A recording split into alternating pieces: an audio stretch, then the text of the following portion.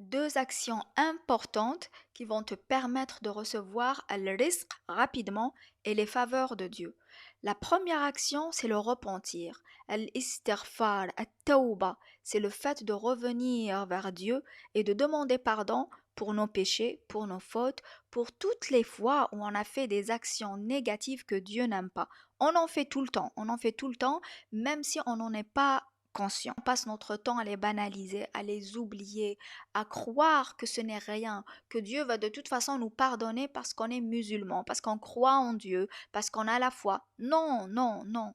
Il faut pas banaliser les fautes que tu fais envers Dieu. Il faut pas banaliser le fait que tu n'en fais pas suffisamment pour Dieu. Il faut pas banaliser le fait que tu ne glorifies pas Dieu, le fait que tu ne fasses pas tes invocations, le fait que tu ne lises pas le Coran, que tu ne fasses pas le tadabbur, que tu ne fasses pas le bien, que tu ne fasses pas le amal salih. Autant de choses que tu ne fais pas peut-être et qui peuvent bloquer les faveurs de Dieu envers toi.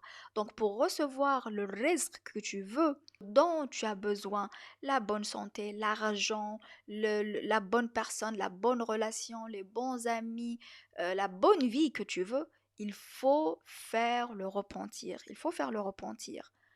Parce que aussi musulmans, aussi croyants que nous puissions être, on passe notre temps à faire des choses que Dieu n'aime pas. Que Dieu n'aime pas.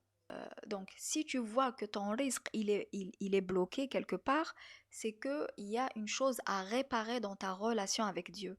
Et tu répares cette relation par la tauba, par le retour vers Dieu, par le retour vers Dieu. On est là ici sur terre pour recevoir les ni'am de Dieu, les faveurs de Dieu. On n'est pas là juste pour souffrir. Bien sûr, on va souffrir parce que Satan, il est là. On est dans une guerre constante, continuelle avec Satan. On passe notre temps à mener des batailles contre Satan. C'est ça aussi le Sirat al-Mustaqim. Quand je vous parle de Sirat al-Mustaqim, ça ne veut pas dire que tu ne vas pas subir d'épreuves, que ta vie sera un long fleuve tranquille. Mais plus tu seras conscient, plus tu vivras cette relation avec Dieu de façon consciente, plus tu seras conscient de Satan, dont on banalise l'influence, dont on banalise le pouvoir.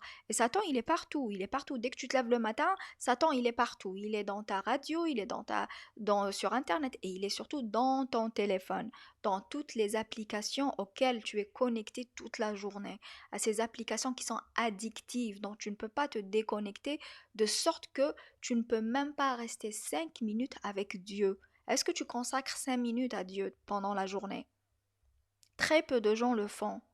Pourquoi? Parce que notre vie moderne ne nous le permet pas. Et c'est pour ça qu'il faut revenir vers un rapport beaucoup plus conscient à Dieu. La vie moderne nous fait oublier à quel point nous avons besoin de Dieu, à quel point on a envie de revenir vers Dieu, à quel point on appartient à Dieu, à quel point on est les serviteurs de Dieu, que l'on veuille ou pas. Et donc Satan, il est là pour te faire oublier toutes ces significations. Il est là pour te faire oublier ta relation avec Dieu. Il est là pour te faire oublier que tu as besoin de Dieu. Cette tauba, comment tu vas la faire? Tu vas la faire par un retour sincère vers Dieu. Tu vas la faire avec al-istighfar, le dhikr, par un grand nombre. Et tu vas me dire pourquoi faire al-istighfar avec un grand nombre. Je vais te dire parce que c'est quelque chose que j'ai essayé et qui marche. Et qui marche. Et donc, tu vas faire al-istighfar de façon continue. Pourquoi? Parce que dans Surat Nuh, Dieu nous dit regardez ce que Noé dit à son peuple concernant les promesses de Dieu à ceux qui font al-istighfar. فَقُلْتُ اسْتَغْفِرُوا رَبَّكُمْ إِنَّهُ كَانَ غَفَّارًا. J'ai donc dit, implorez le pardon de votre Seigneur, car il est grand pardonneur. يُرْسِلْ السَّمَاءَ عَلَيْكُمْ مِدْرَارًا. Pour qu'il vous envoie du ciel des pluies abondantes. Et ça, c'est vrai. Quand tu commences à faire al-istighfar, tu vas voir qu'il commence à pleuvoir, même s'il n'est pas censé pleuvoir. ويمددكم بأموال وبنين ويجعل لكم جنات ويجعل لكم أنهارا. Et qu'il vous accorde beaucoup de biens et d'enfants et vous donne des jardins et vous donne des rivières. Donc, si tu veux débloquer les faveurs de Dieu, si tu veux débloquer le risque de Dieu, tu dois faire l'ouzoum al-istighfar, c'est-à-dire faire al-istighfar de façon continue. Tu n'as pas besoin de manifester, tu n'as pas besoin d'aller vers la loi de l'attraction, parce que tout ça, ça t'éloigne de Dieu. Ça rend ta relation avec Dieu. C'est-à-dire, c'est comme si tu étais là juste pour avoir des faveurs et ne pas sans avoir de relation avec Dieu. Et si tu fais ça, Dieu va faire en sorte que tu aies besoin de lui. Il va faire en sorte que tu reviennes vers lui. Parce que c'est très simple. Ce qui se passe, c'est que quand tu oublies Dieu, Satan prend le contrôle de ta vie. Il prend le contrôle de ton esprit. Donc même si tu arrives à manifester, je parlerai de la loi de la manifestation une autre fois. Même si tu arrives à manifester sans avoir de rapport avec Dieu, ben ta vie, elle va devenir difficile. Ta vie, elle va devenir difficile parce que c'est très simple. Tu as été leurré par le pouvoir de manifester, mais tu t'es éloigné de Dieu. Et donc, si tu n'es pas sous la protection de Dieu, tu es sous l'emprise de Satan. Il n'y a pas il n'y a pas quelque chose au milieu, il n'y a rien au milieu. Il faut être très conscient de ça. Pour ceux qui vous disent manifester le pouvoir, les pensées, les... Non, non.